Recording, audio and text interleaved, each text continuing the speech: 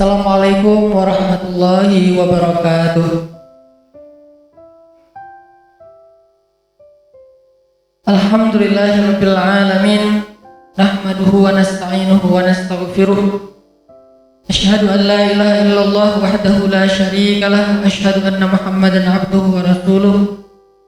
Allahumma shalli wa sallim wa barik ala sayyidina wa habibina wa maulana Muhammadin wa ala alihi wa sahbihi wa man tabi'ahu ila yaumiddin. Radina billahi rabba wa bi Muhammadin nabiyya wa bil islami dina. Qala Allah ta'ala fil Qur'anil Karim, a'udzu billahi minasy syaithanir rajim. Bismillahirrahmanirrahim. Ya ayyuhalladzina amanu taqullaha haqqa tuqatih wa la tamutunna illa wa antum muslimun wa'tasimu bihablillahi jami'an wa la tafarraqu wadhkuru ni'matallahi 'alaikum idh kuntum a'daa'a fa'alafa baina qulubikum fa'asbahtum bini'matihi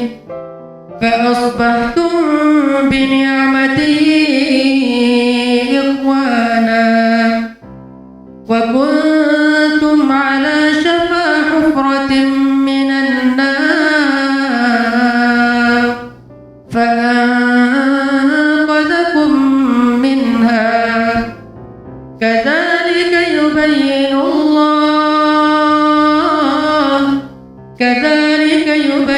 Allahu lakumul ayati la'allakum tahtadun. Shadaqallahu. Teman-teman yang dirahmati Allah Subhanahu wa taala, anak muda Kota Bandung yang selama ini sudah bertahun-tahun menjadi inspirasi kebaikan di seluruh Indonesia. Salah satunya adalah inspirasi hijrah, yang kita tahu bahwa tren hijrah, awal munculnya semangat hijrah yang paling semarak itu dimulai dari pemuda-pemuda Kota Bandung. Lalu alhamdulillah menjadi sebuah kebaikan dan menjadi sebuah tren yang kemudian semarak terjadi di mana-mana di seluruh Indonesia. Dan saya selalu bangga dengan anak-anak muda Kota Bandung, anak-anak muda Jawa Barat, dan secara umum pastinya kepada seluruh pemuda Indonesia. Karena 3 tahun atau 4 tahun terakhir kita melihat perubahan yang luar biasa dalam kehidupan anak muda secara umum di Indonesia dan secara khusus di Kota Bandung. Perubahan yang mungkin lebih dari 60 tahun kita tidak melihatnya di Indonesia. Yang lebih dari 60 tahun kita melihat masjid-masjid kosong dari anak muda. Taklim-taklim sepi dari anak muda. Rata-rata yang mengisi taklim ataupun sholat di masjid hanyalah orang-orang sepuh, hanyalah orang-orang tua dan ibu-ibu. Sehingga rata-rata majelis taklim yang semarak sekitar beberapa tahun sebelum munculnya tren anak muda ini adalah majelis taklim ibu-ibu. Tapi sejak 3 tahun sampai 4 tahun terakhir kita melihat hampir di setiap taklim, di setiap majelis ilmu, di setiap event-event dakwah yang crowd itu biasanya dipenuhi oleh anak-anak muda dengan berbagai macam latar belakangnya, dengan berbagai macam cerita-cerita kehidupannya, dengan berbagai macam hajat-hajat dan masalahnya. Sehingga sekarang hari ini kita menyaksikan masjid-masjid dipenuhi oleh anak muda, taklim-taklim dipenuhi oleh anak muda, ulama diikuti oleh banyak anak muda. Sosial media marak dengan hashtag dakwah, hijrah, kemudian taubat, kemudian ilmu, dan seterusnya. Ini adalah sebuah nikmat dari Allah Subhanahu wa Ta'ala yang diberikan kepada kita bangsa Indonesia secara umum dan kepada warga Bandung secara khusus. Sehingga salah satu cara mempertahankan nikmat yang Allah berikan kepada kita ini adalah la in syakartum la azidannakum. Kalau kalian bersyukur atas nikmat yang sudah aku berikan, la azidannakum, akan aku tambahkan untuk kalian nikmat-nikmat itu. Pertanyaannya adalah bagaimana cara kita mensyukuri nikmat kebangkitan anak muda yang sudah 4 tahun terakhir berjalan di Indonesia?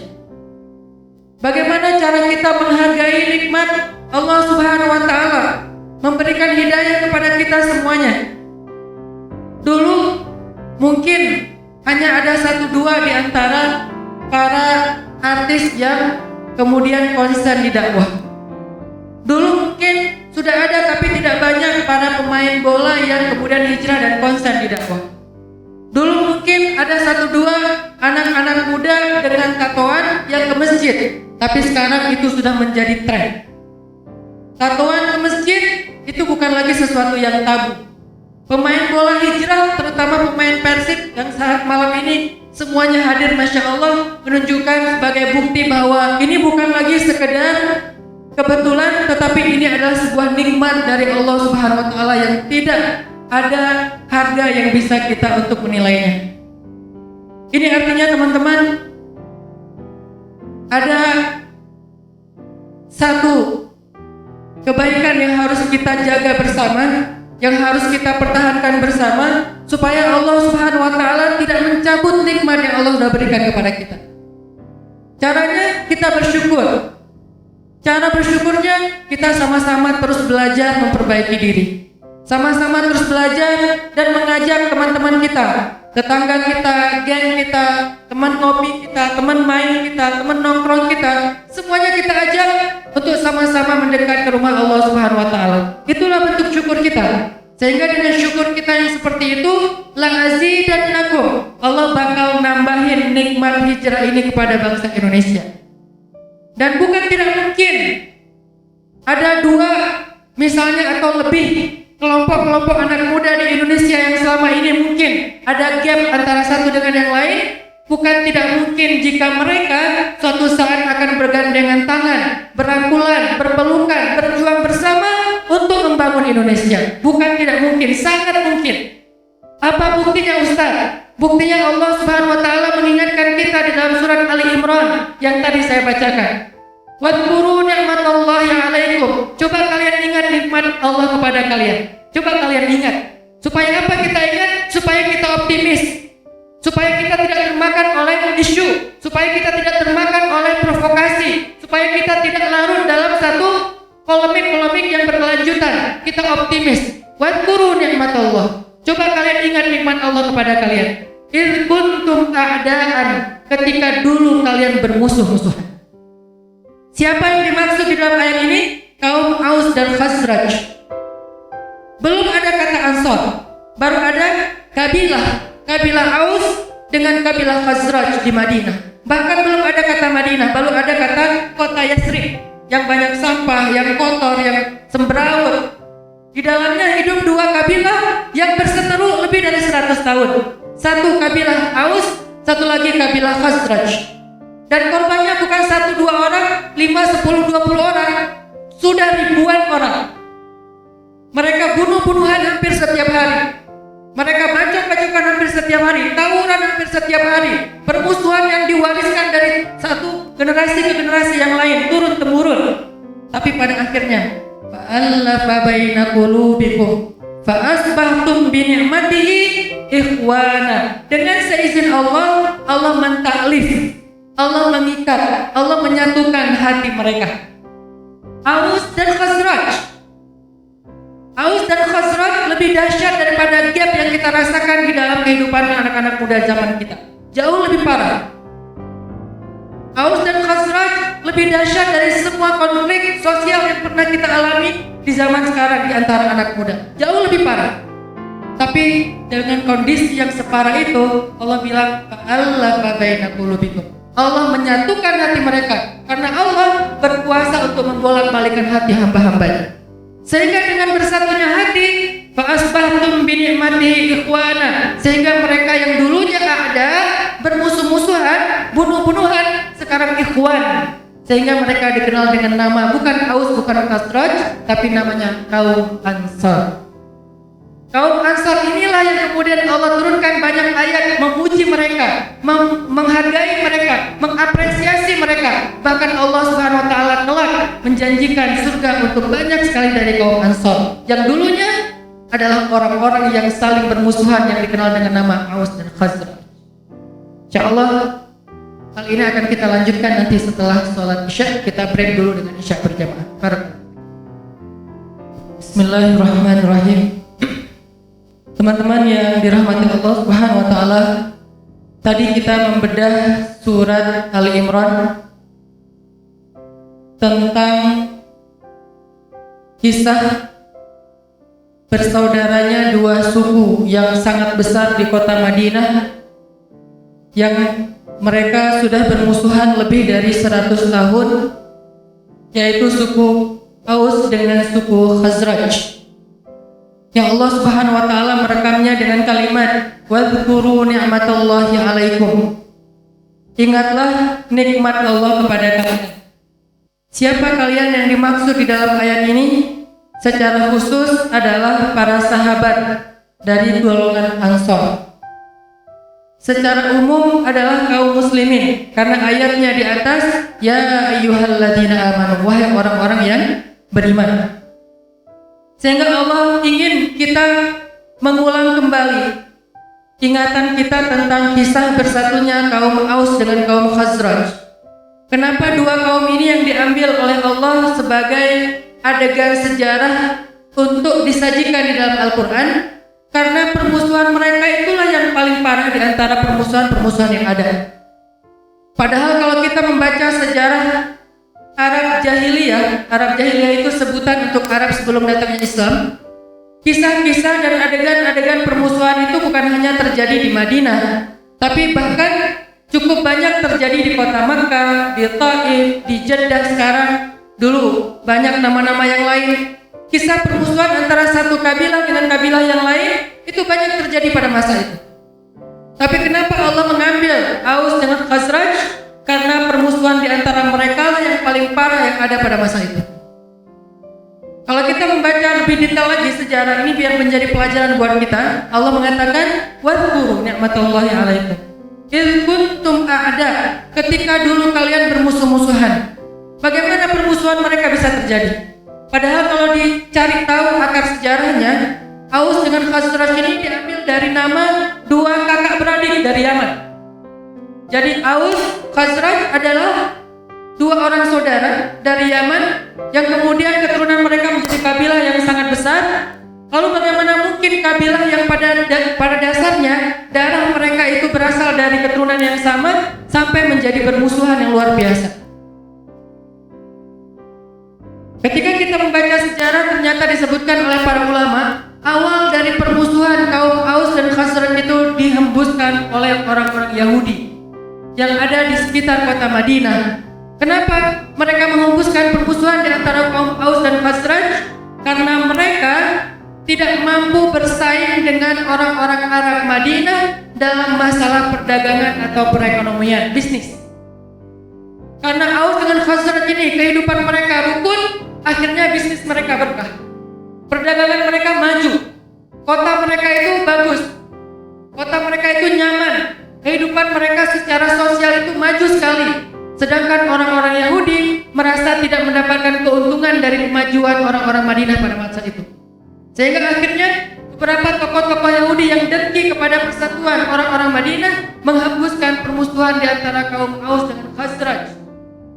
Terjadilah percekcokan, kemudian terjadilah sebuah konflik, kemudian sampai terjadi pertumpahan darah, dan itu dipelihara terus-menerus oleh orang Yahudi pada masa itu. Tujuannya apa? Karena mereka ingin mengambil keuntungan di dalam permusuhan ini. Mereka mengambil keuntungan di dalam konflik ini. Mereka mengambil keuntungan di dalam permasalahan sosial ini. Dan itu adalah salah satu skenario yang terjadi sejak zaman Nabi Nuh alaihissalam sampai akhir zaman. Sehingga ketika kita bermusuhan, maka yang rugi adalah kita sendiri. Ketika kita bertikai, maka yang rugi adalah kita sendiri. Gak usah jauh-jauh soal negara atau bangsa, masalah rumah tangga aja. Ketika kita lagi diam-diaman, ketika kita lagi kayak saling nggak mau read WA dari yang lain, itu yang rugi siapa? Keluarga sendiri. Kenapa? Kita nggak bisa bahas lagi masalah kebutuhan keluarga kita. Anak pulang sekolah mau belajar apa nggak bisa didampingin bareng-bareng. Sehingga ayahnya kemana, ibunya kemana, banyak ruginya. Belum lagi nanti dari sisi keberkahan keluarga, Allah cabut keberkahan ketika ada firqah, ada permusuhan. Karena Nabi SAW mengatakan al-jama'atu rahmah. Persatuan itu adalah kebaikan dari Allah. Wal firqatu adzab, dan permusuhan atau bercerai-berai itu adalah musibah. Sehingga dengan bermusuhnya kaum Aus dan kaum Khazraj di Madinah, akhirnya orang-orang yang Yahudi mengambil manfaat dari permusuhan ini. Dan ini berlaku selama lebih dari 100 tahun. Sampai puncaknya teman-teman terjadi beberapa tahun menjelang hijrahnya Nabi ke Madinah, dikenal dengan nama Perang Bu'as. Apa itu Perang Bu'as? Perang antara kaum Aus dengan kaum Khazraj yang berlangsung selama 5 tahun dan setiap hari non-stop. 5 tahun. Dan bukan ketika ada event tertentu aja mereka berperang. Setiap hari selama 5 tahun. Ketemu di jalan, bunuh. Ketika mereka jalan sendiri, ketahuan, dihabisin. Dan ini terjadi selama 5 tahun berturut-turut. Dan setiap hari ada konflik, setiap hari ada yang meninggal, setiap hari ada yang terbunuh, setiap hari ada yang diculik, setiap hari ada yang disiksa. Selama 5 tahun. Itu luar biasa perang Bu'as antara kaum Aus dengan kaum Khazraj. Sehingga berjatuhanlah korban lebih daripada 10.000 orang-orang dari suku Aus dengan suku Khazraj. Banyak rumah mereka yang rusak, banyak kebun-kebun tanaman mereka yang rusak, apalagi pasar mereka hancur gara-gara peperangan selama 5 tahun. Dan dua-duanya kuat, tidak ada satupun yang mengklaim mereka memenangkan peperangan itu. Pada akhirnya setelah lelah mereka berperang selama 5 tahun, akhirnya mereka mengajukan gencatan senjata. Bukan damai, hanya istirahat, break dulu. Gencatan senjata. Karena kalau damai, maka selesai masalahnya. Ini tidak berdamai, hanya break dulu dalam beberapa waktu. Dalam masa break inilah alhamdulillah Allah turunkan rahmatnya. Allah persatukan hati mereka. Dengan siapa? Dengan diutusnya Rasulullah SAW kepada mereka. Ternyata kisah persatuan kaum Aus dengan kaum Khazraj tidak melalui dengan perdagangan, walaupun itu sesuatu yang penting. Tidak melalui agenda-agenda politik, walaupun itu bermanfaat. Tidak melalui pendekatan budaya, walaupun itu sesuatu yang luar biasa. Tetapi ternyata Allah takdirkan persatuan kaum Aus dengan kaum Khazraj melalui adegan-adegan dakwah, melalui aktor-aktor dakwah. Dan yang paling hebat di antara mereka pastinya adalah Rasulullah SAW. Sehingga Allah mengatakan, "Id kuntum a'da'an", dulu kalian bermusuh-musuhan selama ratusan tahun. Fa'allafa baina qulubikum, lalu Allah menyatukan hati kalian. Bagaimana cara Allah menyatukan hati mereka? Ini kita coba breakdown lagi, kita bedah lagi kisahnya secara detail. Apa yang terjadi sehingga hati mereka bersatu? Sehingga ini menjadi pelajaran bagaimana cara kita mempersatukan hati-hati di antara pemuda di seluruh Indonesia. Bukan hanya supporter bola, apapun itu. Komunitas motor, komunitas bola, supporter, komunitas anak street, dan seterusnya. Rasulullah SAW sudah mengajarkan kepada kita cara yang sangat sederhana untuk bisa fa'allafa baina qulubikum, mentaklif, membujuk, mengikat, menyatukan hati di antara mereka. Karena istilah taklif, alaf dalam bahasa Arab artinya bisa mengikat, bisa menjilid, bisa menyatukan, bisa membujuk. Dan secara makna tafsir, semua arti dalam kalimat ini adalah benar. Sehingga kita berusaha untuk mengikatnya dengan cara membujuknya, menyatukannya dengan cara mempertemukan satu dengan yang lain. Apa yang dilakukan Nabi SAW? sehingga kaum Aus dengan kaum Khazraj bisa bersatu. Fa'allafa baina qulubikum. Apa yang dilakukan Nabi?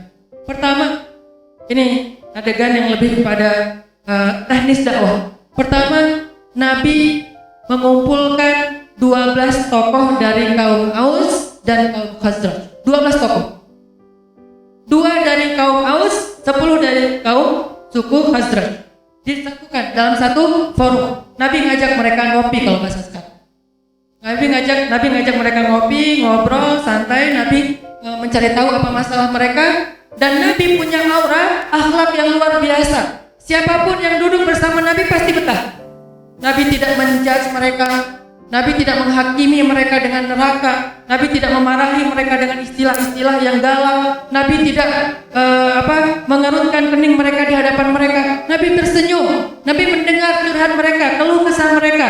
Nabi respect dengan semua status mereka. Pada akhirnya pelan-pelan hati mereka mulai lembut, hati mereka mulai luluh, hati mereka mulai tertarik kepada Islam.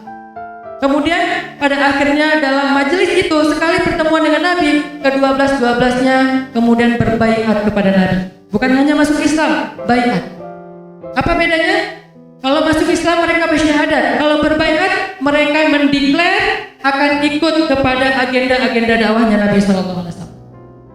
Mereka menyampaikan komitmennya, saya sami'na wa ata'na kepadamu ya Rasulullah. Saya akan ikut, beri saya tugas, apa yang harus saya lakukan, bagaimana cara mengislah, mendamaikan di antara Aus dengan Khazraj. Kami ikut agenda dari Rasulullah SAW. Ini awal dari bersatunya Aus dengan Khazraj, dipimpin oleh Rasulullah SAW. Pertanyaannya teman-teman, Rasulullah sudah wafat. Lalu bagaimana, siapa yang akan menuntun kita dalam perdamaian? Yang akan menuntun kita dalam islah, yang akan menuntun hati-hati kita biar bersatu. Rasulullah sudah wafat, tetapi Rasulullah punya para pewaris. Al-ulama warasatul anbiya. Para ulama adalah pewaris-pewaris Nabi SAW. Sehingga Nabi yang dulu di zaman para sahabat menyatukan kaum Aus dan Khazraj, maka tugas itu diwariskan kepada para ulama. Tugas itu diwariskan kepada para ustaz. Tugas itu diwariskan kepada para dai. Tugas itu diwariskan kepada para kiai, para syekh, para tokoh-tokoh agama yang paham tentang ilmu dakwah dan pergerakan. Dan yang dibutuhkan dari kita adalah kita komitmen untuk sami'na wa ata'na kepada dakwah yang diajarkan dan dicontohkan oleh para ulama. Beberapa waktu yang lalu ketika Ramadan, kita mengadakan program ngabuburit bersama ya. Di situ ada teman-teman bobotoh juga, ada teman-teman anak motor, ada teman-teman dari street culture, segala macam. Kita bareng-bareng, sholat tarawih bareng, buka puasa bareng, kemudian muhasabah, taubat, zikir, segala macam. Dan di akhir, saya mengajak kepada teman-teman semuanya, ayo kita next, agenda kita adalah gimana caranya mempersaudarakan antara para teman-teman anak muda supporter bola di seluruh Indonesia. Mulai dari Arema, kemudian Bonek, kemudian Viking Bobotoh, kemudian Jackmania, bahkan di seluruh Indonesia. Bagaimana caranya Ustaz? Haruskah menggunakan regulasi? Itu bukan bagian saya. Apakah dengan cara memberikan mereka pekerjaan? Itu bukan bagian saya, walaupun itu juga sangat penting.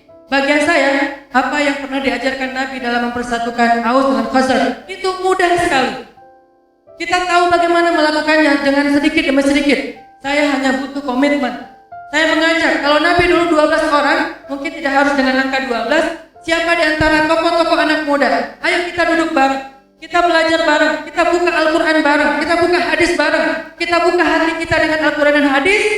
Dari tokoh-tokoh inilah kemudian akan berkembang, bersatunya menjadi tren bersatu di antara para anak muda di seluruh Indonesia. Awalnya 12 orang, 2 dari suku Aus, 10 dari suku Khazraj. Kemudian mereka kembali ke Madinah, menyampaikan dakwah-dakwah yang sudah diajarkan oleh Nabi. SOP-nya dibikin oleh Nabi, konsep dakwahnya dijelasin oleh Nabi SAW.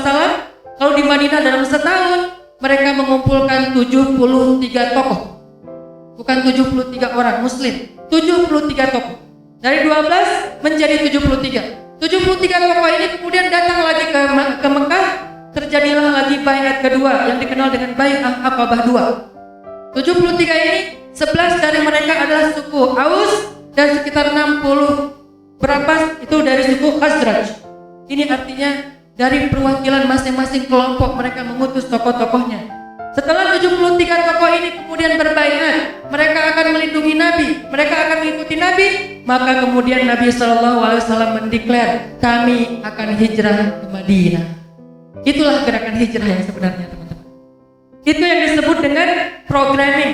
Jadi dakwah bukan cuma orasi, dakwah bukan cuma narasi. Dakwah yang sejati itu adalah program social engineering. Bagaimana cara kita mengirsyadul mujtama, mengarahkan masyarakat kepada kebaikan-kebaikan melalui agenda-agenda dakwah. Itulah dakwah yang sesungguhnya. Itulah yang sedang kita kerjakan di Pemuda Hijrah bersama anak-anak muda di seluruh kota Bandung. Kita memprogram pemuda, kita memprogram masyarakat.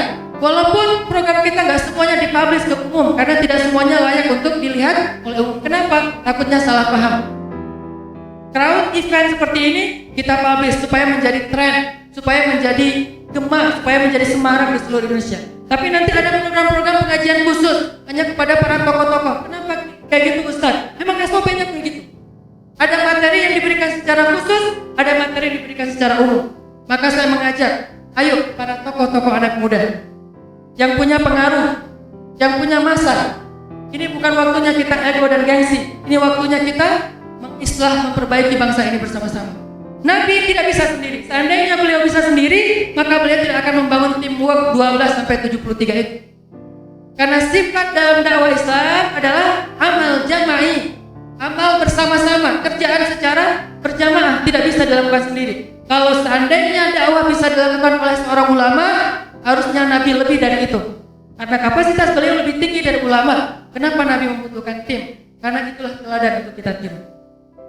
Kalau Nabi mau mengandalkan mukjizat, kalau Nabi mau mengandalkan doa saja, maka cukup Nabi berdoa, ya Allah, islahlah.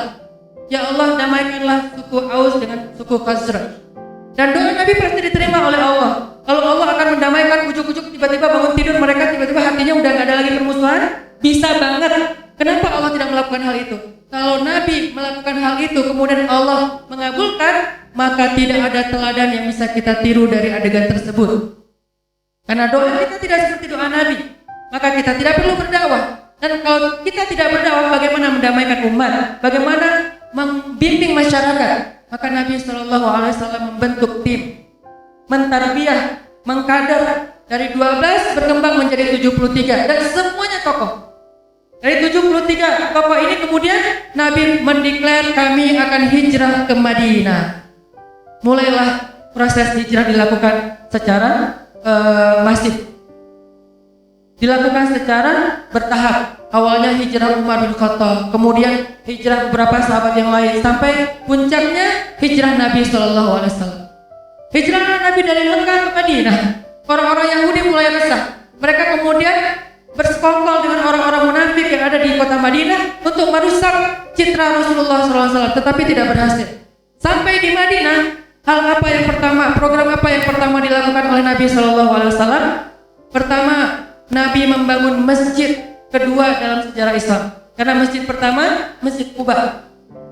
Masjid kedua, Masjid Nabawi. Tetapi masjid inilah yang menjadi base camp dakwah dan kaum muslimin.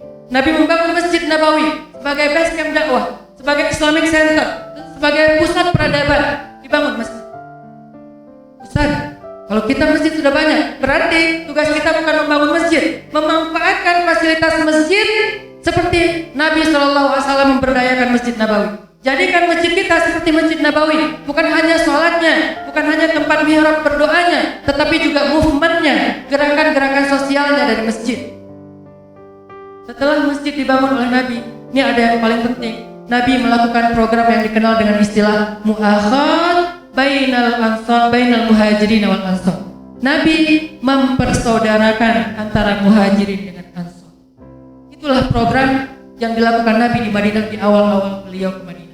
Mu'akhad, ta'akhi, mempersaudarakan antara orang-orang Madinah Aus dengan Khazraj secara resmi. Tidak ada lagi permusuhan, tidak ada lagi pembunuhan, tidak ada lagi konflik, tidak ada lagi kedengkian. Ansor, kalian Ansor sekarang kata Nabi. Kalian Ansor. Apa arti Ansor? Yang menolong. Apa arti Ansor? Para penolong, yang membantu, yang mensupport, itulah Ansor. Maksudnya apa? Mereka yang tadinya sibuk dengan peperangan, maka Nabi SAW memberikan mereka tugas lain yang lebih mulia, sibuk dengan kegiatan-kegiatan sosial. Itulah Ansor.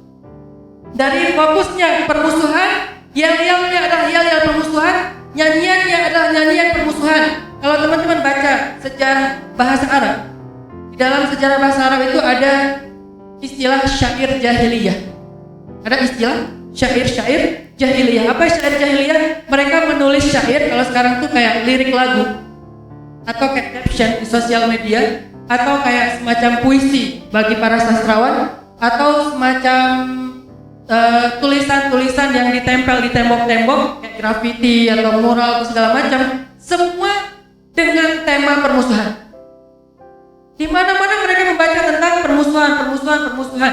Yel-yelnya permusuhan, lagu yang dinyanyikannya permusuhan, syair-syair yang dibacakan di pasar-pasar mereka permusuhan. Perlombaan syair yang paling bermusuhan itulah yang juara syairnya. Yang paling bold isi permusuhannya, dialah juaranya. Kemudian mereka bikin kontes-kontes syair yang luar biasa. Kemudian mereka bikin perform orang-orang yang musik dengan lagu-lagu permusuhan yang luar biasa. Sosial media mereka adalah para penyair dan para seniman. Itulah sosial media mereka. Sehingga permusuhan ini dijaga terus-terusan, dipupuk terus-terusan, lalu diganti oleh Nabi dengan bahasa Ansor. Ukhuwah. Ayatnya, ya ayyuhalladzina amanu la yaskhar qaumun min qaum asa yakunu khairan minhum. Wahai orang yang beriman, janganlah suatu kelompok mencela kelompok yang lain, karena bisa jadi yang dicela lebih baik daripada yang mencela. Ini syair Islam, inilah puisi Islam, inilah caption Islam, inilah lagu-lagu Islam yang dinyanyikan di era Rasulullah SAW, disemarakan, digaungkan di mana-mana. Orang menulis itu di pelepah pohon kurma, orang menulis itu di kertas, orang menulis itu di dalam hatinya. La yaskhar qaumun min qaum asa ayyakunu khairan minhum. Janganlah suatu kelompok mencela kelompok yang lain, karena bisa jadi yang dicela lebih baik daripada yang mencela. Wala nisa'un min nisa asa ayyakunna khairan minhun. Janganlah sekelompok perempuan mencela kelompok perempuan yang lain. Janganlah suatu organisasi mencela organisasi yang lain. Janganlah suatu komunitas mencela komunitas yang lain. Janganlah suatu supporter mencela supporter yang lain. Kenapa? Asa ayyakunu khairan minhum. Bisa jadi yang dicela itu lebih baik daripada yang mencela. Itu slogan Islam, teman-teman. Habis Nabi hijrah ke Madinah dan membuat program mu'akhad persaudaraan.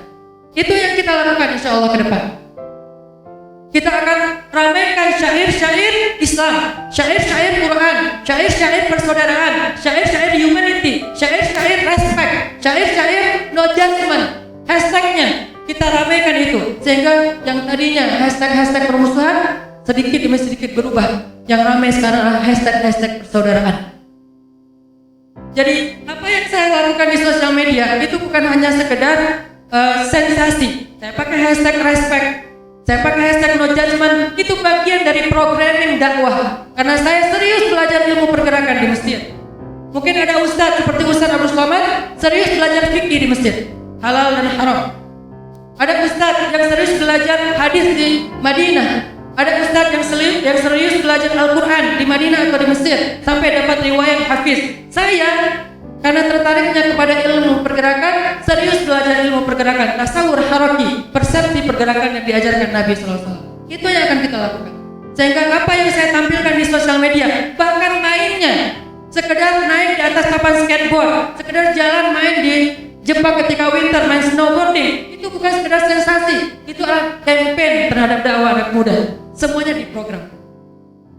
Sehingga percayalah teman-teman, insya Allah apa yang kita lakukan ini adalah sebuah effort, sebuah juhdun, sebuah usaha dari kita untuk mengislah, untuk membangun bangsa Indonesia dengan cara apa yang diajarkan Rasulullah SAW. Dan ini bukan sekedar narasi-narasi ekstrim, ini adalah narasi kemanusiaan dan persaudaraan. Ya ayyuhalladzina amanu la yaskhar qaumun min qaum. Kemudian Allah ajarkan lagi di ayat yang lain, ya ayyuhalladzina amanu ijtanibu katsiran minadh-dhann. Jauhi prasangka, karena sebagian besar prasangka itu adalah dosa. Ini menjadi hashtag, ini menjadi slogan, ini menjadi caption, ini menjadi syair-syair musik mereka. Wala yaghtab ba'dukum ba'dha, jangan saling membuka aib. Wala tajassasu, jangan mencari-cari kesalahan. Jangan membesar-besarkan masalah yang kecil. sehingga itu menjadi konflik yang lebih besar lagi.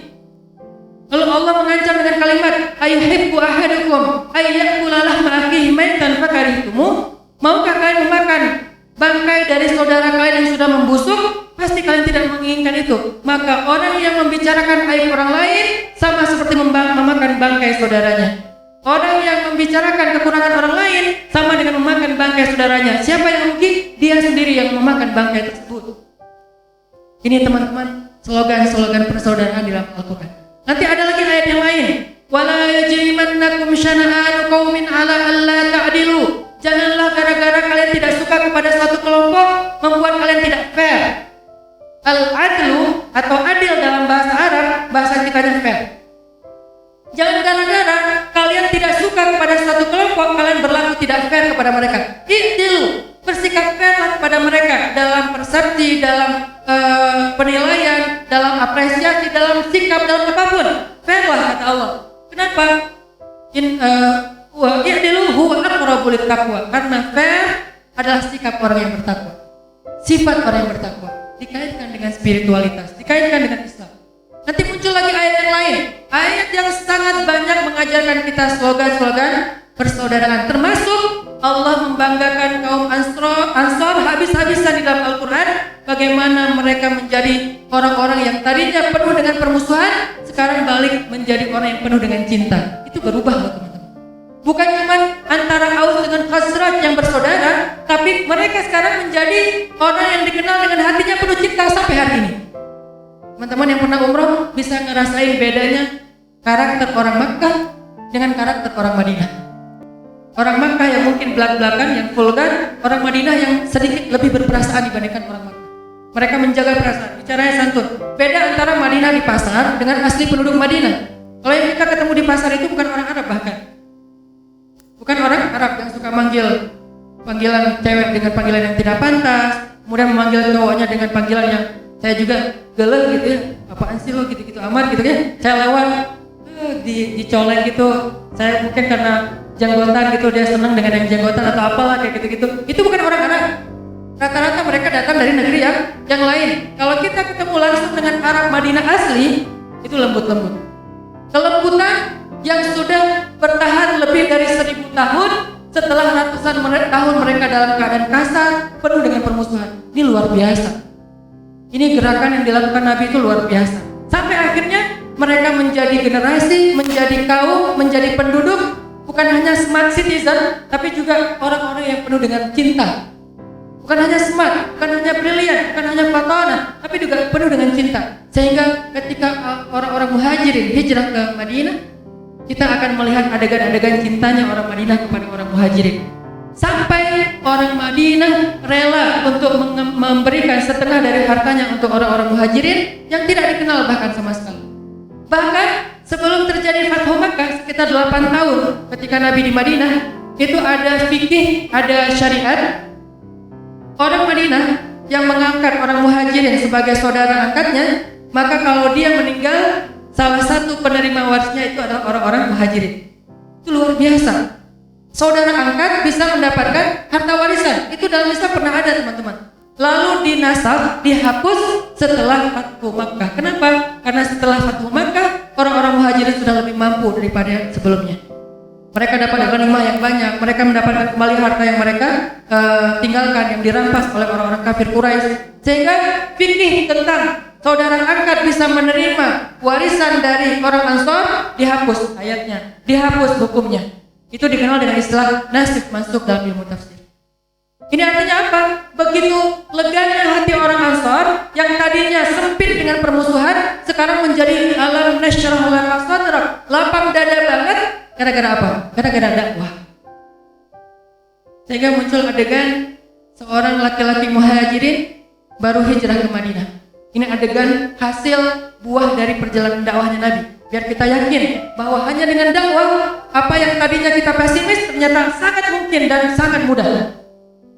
Orang muhajirin, ada yang baru hijrah seorang diri dari Mekah ke Madinah. Sampai di Madinah dia udah lemes, terus masuk ke Masjid Nabawi. Dia bilang ke Rasulullah, ya Rasulullah, saya udah berapa hari gak makan. Saya hijrah sendiri, gak punya siapa-siapa di sini. Nabi langsung berdiri, karena Nabi di rumah juga tidak ada makanan. Awal-awal Nabi di Madinah, beliau sangat susah. Kalau Nabi ada satu kurma aja, pasti Nabi akan memberikan kepada dia. Tapi Nabi tidak punya apa-apa. Akhirnya Nabi berdiri mengatakan, Ya ma'syal ansar, Ya ahla Madinah, wahai penduduk Madinah, wahai saudara-saudara Ansar. Ini ada saudara kalian baru hijrah dari Mekah. Dia sebatang kara gak punya siapa-siapa. Siapa yang mau mengangkat dia sebagai keluarganya dan memberi dia tempat tinggal malam ini dan memberi dia makan? Tiba-tiba seorang laki-laki Ansar berdiri, Ana ya Rasulullah. Sebelum yang lain mengangkat tangan, dia duluan yang berdiri. Karena mereka pasti akan berlomba-lomba. Tidak akan menunggu sampai beberapa detik. Ketika Nabi mengatakan siapa yang mau menjamu saudara Muhajirin, mengangkatnya menjadi saudara barunya, maka orang Madinah pasti akan langsung angkat tangan. Berlomba-lomba, saking cintanya mereka kepada saudara Muhajirin. Tiba-tiba seorang laki-laki Madinah mengangkat tangan. Dia tidak terkenal sampai tidak disebutkan namanya. Ana ya Rasulullah, saya ya Rasulullah, dengan wajah berseri-seri, seolah-olah dia punya banyak makanan di rumah untuk diberikan. Seolah-olah dia punya keberlimpahan harta, seolah-olah dia orang kaya banget yang tidak terbeban untuk menjamu orang banyak, apalagi cuma satu orang. Berseri-seri wajahnya, nggak ada kesan beban sedikit pun di wajah dia. Ini indahnya hati orang Ansar. Ana ya Rasulullah, saya ya Rasulullah, kata dia.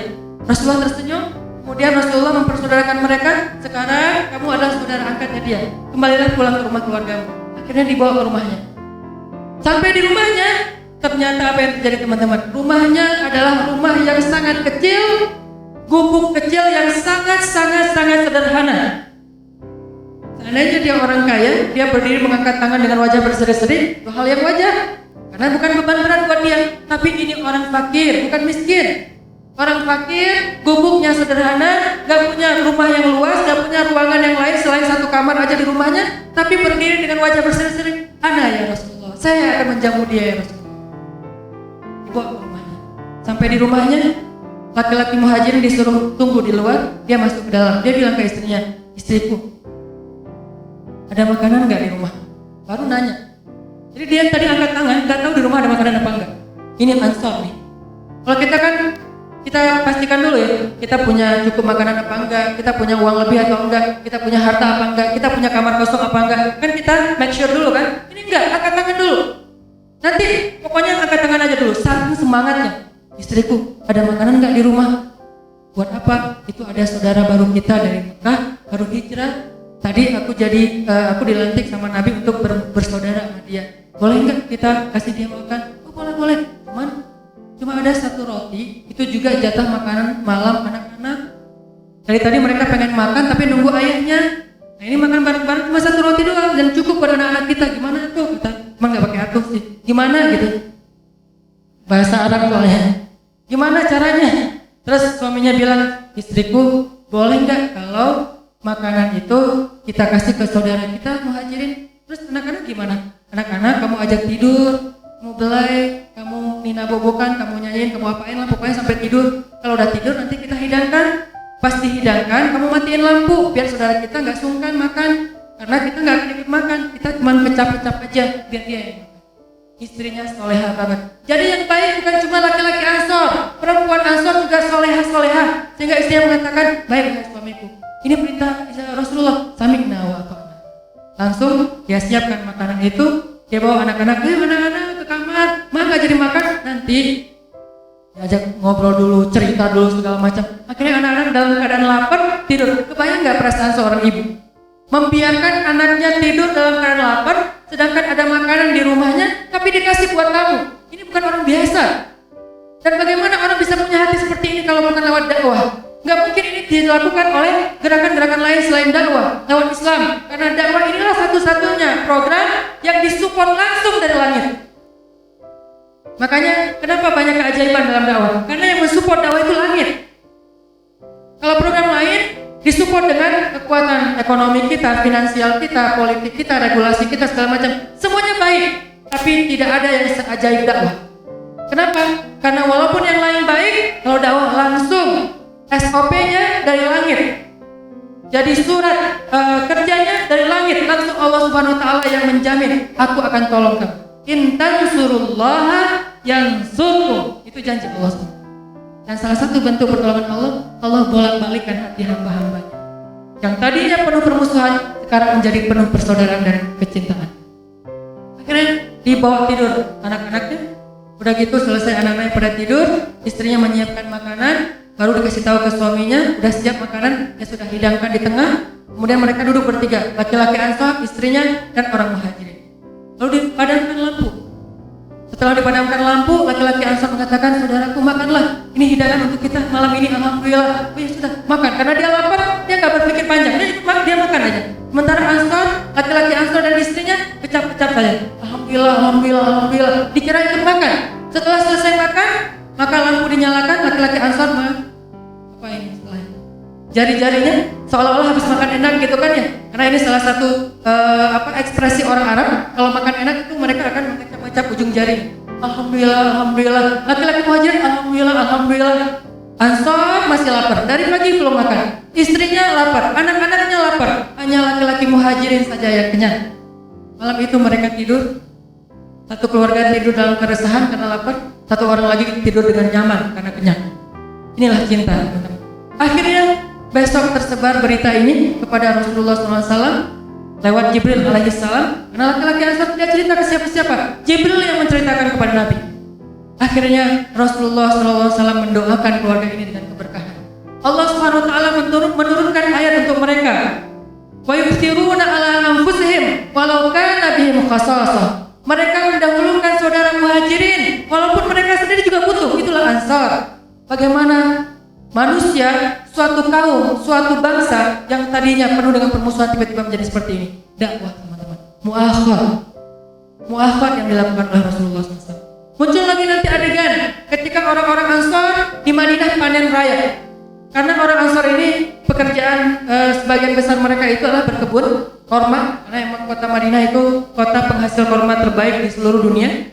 Bahkan banyak sahabat-sahabat Ansar itu yang punya kebun korma. Satu kebunnya ada sekitar 600 pohon korma.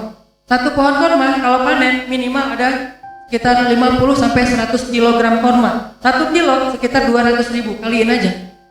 Miliaran sekali panen. Itu orang Ansar. Mereka panen raya, panen besar. Sementara orang Muhajirin, sebagian besar mereka pengalamannya hanya berdagang, bukan berkebun. Sehingga ketika mereka hijrah ke Madinah, mereka dikasih kebun, tapi gak tahu cara bercocok tanam. Itulah Muhajirin. Mereka tahunya di mana pasar. Pasar Madinah tidak seperti pasar Damaskus pada masa itu. Tidak seperti pasar Yaman pada masa itu. Tidak sebesar pasar-pasar Romawi atau Persia. Pasar kecil. Sehingga orang-orang Muhajirin tidak bisa membantu kaum Ansar dalam bercocok tanam atau berkebun. Akhirnya apa yang terjadi? Orang Ansar kerja sendiri di kebun. Walaupun kebun itu milik Muhajirin. Bayang nggak? Kebun milik Muhajirin, tapi yang ngerjainnya orang Ansar. Ketika panen, orang Ansar mengumpulkan semua korma-korma hasil panen mereka. Kemudian mereka berkumpul, mereka menunggu orang-orang Muhajirin ikut bergabung bersama mereka. Betapa mulianya hati Ansar. Orang Muhajirin di mana? Di rumahnya. Kenapa tidak ikut? Karena mereka malu. Kita tidak pernah bercocok tanam, kita nggak bisa bantu di kebun. Kenapa giliran panen kita ikut hadir? Akhirnya orang Muhajirin semuanya di rumah. Ada yang keluar hari itu orang Muhajirin. Orang Ansar semuanya berkumpul di tempat kebun mereka. Lalu Rasulullah SAW mendatangi mereka bertanya, wahai kaum Ansar, apa yang kalian tunggu? Kenapa tidak diambil panennya? Apa kata-kata orang Ansar? Ya Rasulullah, kami menunggu saudara-saudara kami Muhajirin. Kami menunggu saudara Muhajirin agar kami membagi di antara mereka. Lalu Nabi dengan menangis, dengan terharu memanggil orang-orang Muhajirin. Wahai orang-orang Muhajirin, saudara kalian Ansar menunggu kalian di kebun. Wahai orang-orang Muhajirin, ayolah ke kebun dan seterusnya. Karena mendengar Rasulullah yang mengajak, akhirnya satu persatu orang Muhajirin keluar ke kebun. Dengan malu-malu. Lalu mereka diam aja di depan orang-orang Ansar. Orang-orang Ansar tersenyum. Melihat orang Muhajirin yang mau mengambil hasil panen kerjaan mereka sendiri, mereka tersenyum, bukan terbeban. Lalu mereka menyambut dengan ahlan wassalam, selamat datang saudara kami Muhajirin. Kemudian mereka mengatakan, ya Rasulullah, bagikanlah hasil kebun ini untuk orang Muhajirin dulu, sisanya untuk kami. Ini luar biasa hati orang Ansar. Bagikan terlebih dahulu untuk Muhajirin, kalau ada sisa untuk kami. Orang Muhajirin mengatakan, ya Rasulullah, Allah memberkahi orang Ansar, berikan untuk Ansar dulu baru untuk orang Muhajirin. Mereka lebih berhak. Ya Rasulullah, Ansar dulu, ya Rasulullah, Muhajirin dulu. Rame. Untung gak perang lagi nih. Masa mau perang lagi gara-gara nolak-nolakan harta? Rasulullah terharu luar biasa. Kemudian Rasulullah mendoakan kaum Muhajirin dan mendoakan kaum Ansar. Allah turunkan ayat, was-sabiqunal awwalun was-sabiqunal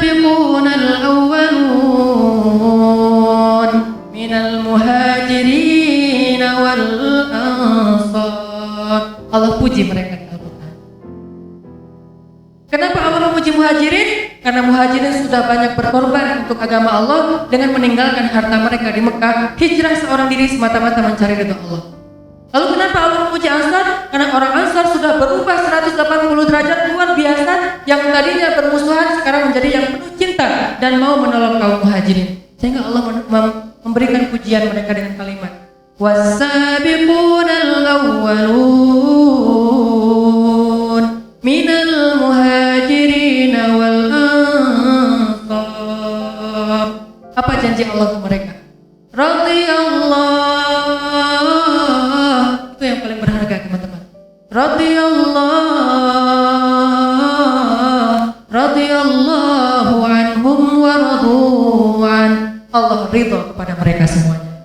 Allah ridho. Kalau Allah udah ridho, artinya dijamin masuk surga. Kalau Allah sudah ridho, artinya Allah akan berikan mereka nikmat yang berlimpah dalam hidup mereka di dunia. Radhiyallahu anhum wa radu'an. Wa a'adda lahum jannat, dan Allah sudah menyediakan, bukan memberikan, bukan menciptakan, menyediakan, artinya disiapkan oleh Allah lahum jannat untuk mereka surga-surga yang luar biasa luasnya nanti di akhirat. Ini janji Allah untuk kaum muhajirin ansar. Bagaimana dengan kita? Ternyata di ayat itu Allah nggak lupa kepada kita, teman-teman. Tadi ayatnya sengaja saya coba loncat dulu. Sebetulnya ada kalimat berikutnya supaya kita paham.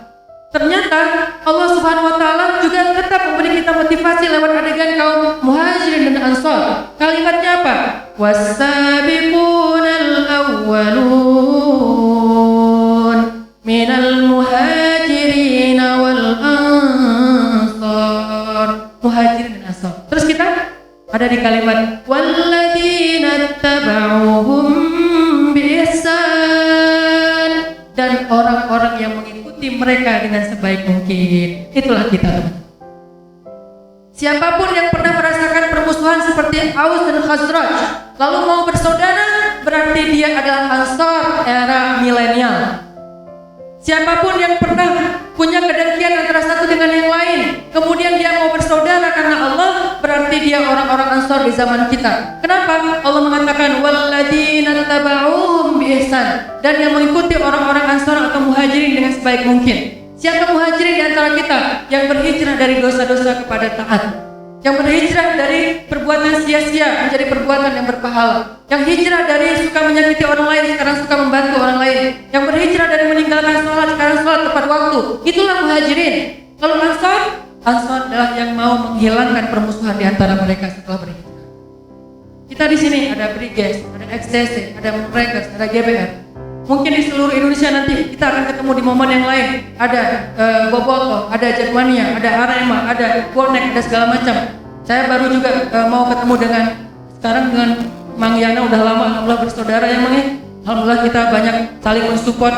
Next saya mau ketemu dengan Bung Ferry, nanti ketemu lagi dengan tokoh dari Bonek dan seterusnya. Kita ketika ada semangat menghilangkan permusuhan dan mau bersaudara, berarti kita termasuk Ansar yang Allah janjikan apa? Radhiyallahu anhum wa radu'an. Allah akan ridha kepada mereka dan mereka pasti tidak akan kecewa kepada pemberian Allah SWT. Itulah janji Allah untuk kita. Bagaimana prosesnya? Serahkan kepada dakwah. Ayo kita terlibat dalam kerjaan dakwah bareng-bareng. Ayo kita belajar bareng-bareng. Ayo kita ikuti agenda-agenda para ulama-ulama kita. Kemarin terakhir, mungkin teman-teman sempat baca juga di sosial media, saya ketemu secara terbatas, saya Ustaz Abdul Somad, Ustaz Umar Mita, kemudian bergabung lagi sekarang Ustaz Salim Afillah, Ustaz Galik dan beberapa Ustaz. Kita akan ramu bareng-bareng nih, para Ustaz, para tokoh-tokoh dai di letting saya nih. Nanti ada letting kakak kelas kita yang senior-senior, ini letting kita gabung bareng. Yuk Ustaz, kita bikin program-program dakwah untuk anak muda lebih Semarang lagi di Indonesia. Sepakat, Ustaz Abdul Somad sepakat, Ustaz Felix sepakat, Ustaz Umar Mita sepakat, Ustaz Salim Afillah sepakat. Dan alhamdulillah mereka memberikan amanah untuk konsep dan strateginya dan programmingnya kami serahkan kepada Ustaz Hanan. Mungkin oratornya Ustaz Abdul Somad, tapi kami serahkan programnya kepada Ustaz Hanan. Nanti kami akan ikut agenda-agenda yang Ustaz Hanan buat, yuk kita bareng-bareng kita bangun Indonesia. Ini ada secerca harapan yang luar biasa dari Allah. Wadhkuru nikmat Allah. Ingat nikmat Allah kepada kita. Maka ayo kita bareng-bareng. Saya tunggu tokoh-tokoh anak muda Bandung, Jawa Barat, Indonesia. Yuk kita duduk bareng, belajar bareng. Saya juga masih belajar.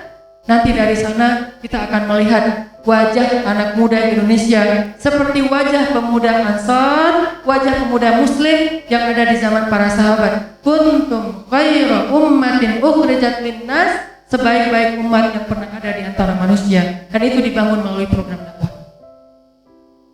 Mudah-mudahan kejadian kemarin bisa menjadi sebuah pelajaran berharga buat kita untuk terakhir kalinya, dan tidak terulang lagi dalam event-event berikutnya, dalam kesempatan-kesempatan yang lain. Mudah-mudahan itulah yang terakhir, dan itu yang paling berharga untuk kita jadikan sebagai hikmah buat kita bersama. Karena bagaimanapun teman-teman, semua kita ikut bertanggung jawab secara bukan hanya moral, bahkan secara Islam. Kita semuanya bertanggung jawab di hadapan Allah. Teman-teman pemain Persib, walaupun mereka tidak bersalah, tetapi kita semuanya orang Bandung, pemain Persib, warga Bandung, Bobotoh, Viking, semuanya. Nanti yang terjadi di Jakarta juga sama, orang Jakarta. Bahkan yang terjadi di antara dua kota ini berarti orang Indonesia. Semua kita, pemerintah, para dai, para tokoh, semuanya bertanggung jawab di hadapan Allah. Apa pertanggung jawabannya? Cuma satu pertanyaan Allah. Apa yang sudah kamu lakukan untuk mendamaikan saudara-saudara kamu? Itu aja pertanyaan Allah. Bisakah kita menjawabnya?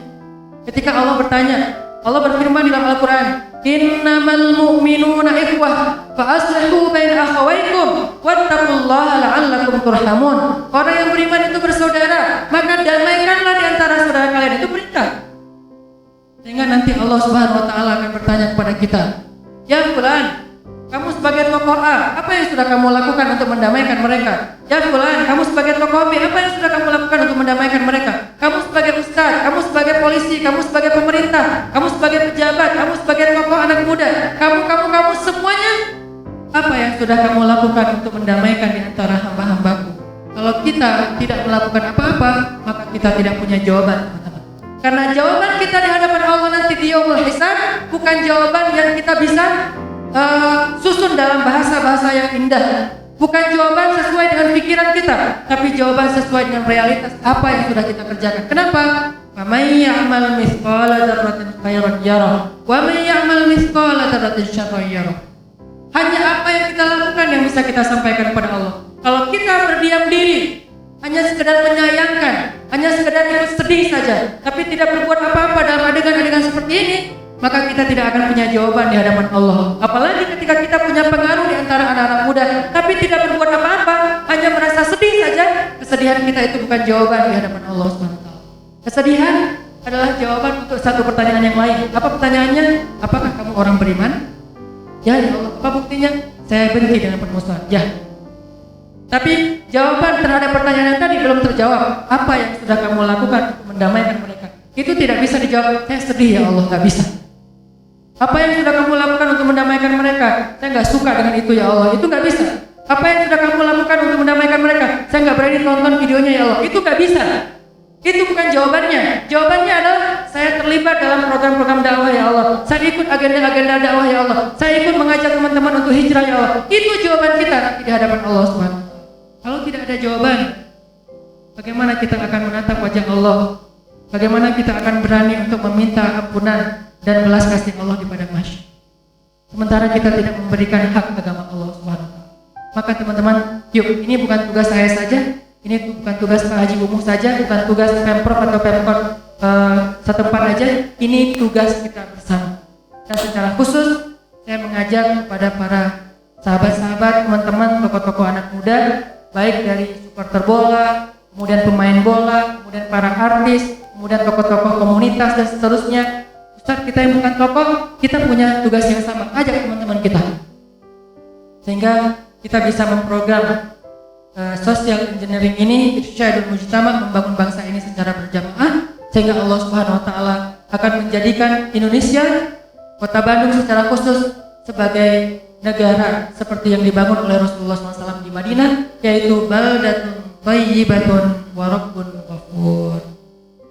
Dan terima kasih buat kehadiran para teman-teman pemain Persib di sini, kemudian juga para tokoh-tokoh dari Bobotoh, kepada Haji Umuh, kepada DKM Masjid Pusdai, kepada pemuda hijrah, dan kepada anak-anak muda Kota Bandung semuanya. Kalian sudah menjadi inspirasi kebaikan di seluruh Indonesia 4 tahun terakhir. Jangan pernah mencoreng citra baik itu. Yuk kita jaga bersama-sama. Bandung adalah Smart Youth Citizen, karena isinya anak muda yang pencetus gerakan hijrah di seluruh Indonesia. Barakallahu fikum. Marilah kita tutup dengan sama-sama bermuhasabah, berdoa kepada Allah, khususnya untuk saudara kita Haringga yang kemarin menjadi korban. Semoga almarhum diterima di sisi Allah Subhanahu wa taala. Hafizahullah. Semoga Allah menjaganya, semoga Allah mengampuni dosa-dosanya, mengangkat derajatnya, menerima amal-amal solehnya, dan Allah menjadikan dia termasuk di antara kelompok orang-orang yang diridhoi di akhirat kelak. Dan kepada para pelakunya semoga Allah memberinya hidayah dan bertaubat, dan semuanya harus diselesaikan secara hukum. Ini urusan hukum, bukan ranah saya. Saya hanya mengajak kepada kita semuanya untuk sama-sama tubu ilallahi taubatan nasuha. Kita bertobat kepada